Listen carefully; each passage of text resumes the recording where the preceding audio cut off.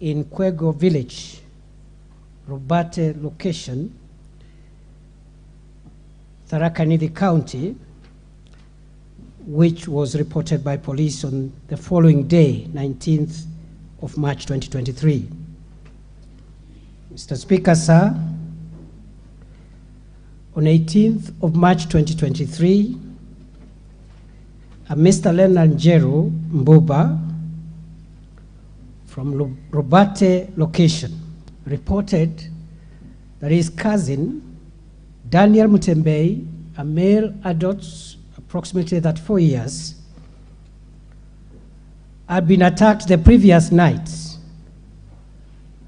by known people, according to the report, severely and critically injured, left for the dead, rained on for the rest of the night, recognized by villagers early in the morning who were taking milk to the collection point, still alive early in the morning. Mr. Speaker, although critically injured, it was reported that Mr. Mutembei was able to talk and identified those that attacked him and gave their names, 5 suspects. He was taken to hospital, but the injuries were already too much and he succumbed at the Chuka Referral Hospital. He succumbed to the injuries. That report was made and entered into the OB. Mr. Speaker, sir, and just for the clarity of the member and the House, that report was made the same morning of 19th March 2023. Investigations ensued, and before any statements could be taken from any of the suspects,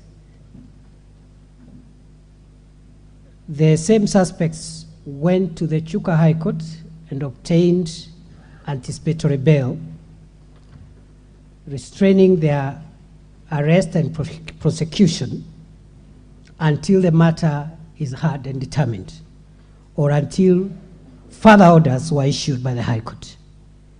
Those orders, Mr. Speaker, sir, were issued by Lady Justice Lucy Gistari of the Chuka High Court on 27th of March 2023,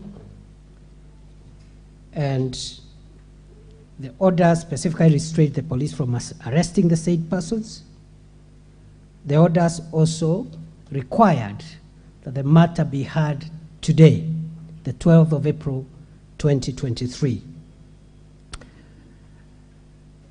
Today, the matter was came up for mention, and Mr. Speaker, I can report to the House that in the morning the parties were heard,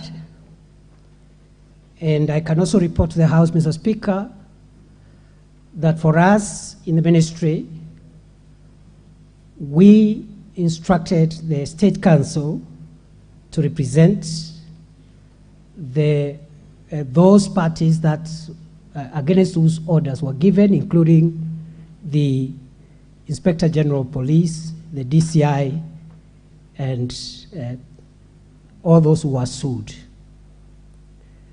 The family of the victim, the late Mutembei, also had hired a lawyer this morning, and both Mr. Mutembei's lawyer and the State Council made a very, very strong argument in an oral application for 2 things. One, the vacation of the anticipatory bail, which was lapsing today, that it should not be extended. And 2, warrants of arrest to issue against the suspects. And both the deceased lawyer and the State Counsel were on one page, of course, against the opposition from the Defense Counsel. The ruling on this matter is before the judge this afternoon at 2:30, the same time that the minister is appearing before this House. In between, Mr. Speaker, on Saturday, the 8th of April, which is Easter Saturday, the victims were supposed to bury the late Mutembei, but they felt that this matter had taken too long and could not understand why a matter where there was, in their view, overwhelming evidence pointing at the killers should still be out there. And notwithstanding the anticipatory bail, they demanded that the arrest be done. There was a serious demonstration for most of the afternoon on Saturday from 3 p.m. to well into the night. They were carrying the coffin of the late Mutembei and demonstrated the whole afternoon, engaging the police in running battles. The police tried to talk to them diplomatically to bury the deceased as we wait for the finalization of the matter by way of appearance before court today, but they could hear none of it. In fact, Mr. Speaker, the protesters engaged police in throwing missiles when the police tried to use tear gas, and it was really a very, very rowdy protest. And of course, one would understand the public anger given the circumstances which the deceased had died. Mr. Speaker, sir, the police were able to open the road much later in the night, but an incident occurred around 7 p.m. the same night. One of the local young leaders, the chairperson of the Tharaka Nithi Border Association, one Willis Mugambi, alias Kiraku, was shot dead in the chest around 7 p.m. and died on the spot. And that complicated the matter. And immediately that happened the same night, we dispatched through the Inspector General of Police the Internal Affairs Unit of the National Police Service from Nairobi. The head of the Internal Affairs Unit actually was dispatched the same night to Chuka to travel there and personally take over the investigations, mainly the investigations around the shooting of Willis Mugambi alias Kiraku, because it was alleged again by some who made reports that they suspected that he could have been killed by a police officer in the process of the riots. So we dispatched the Internal Affairs Unit. It's still there. We have crucial evidence, and we believe very shortly we'll be narrowing down to the person who shot and killed Mr. Mugambi. At the same time, the Independent Police Oversight Authority the following day on Sunday dispatched their team to investigate that incident. IPOA is independent.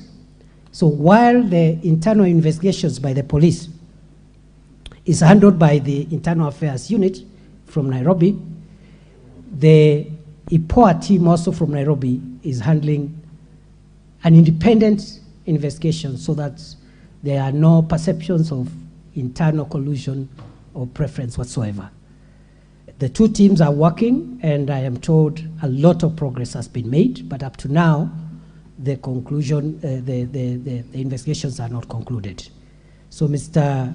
Speaker, sir, in between, we have reinforced security presence As late as last night, there were incidents of, again, a few youths trying to block roads.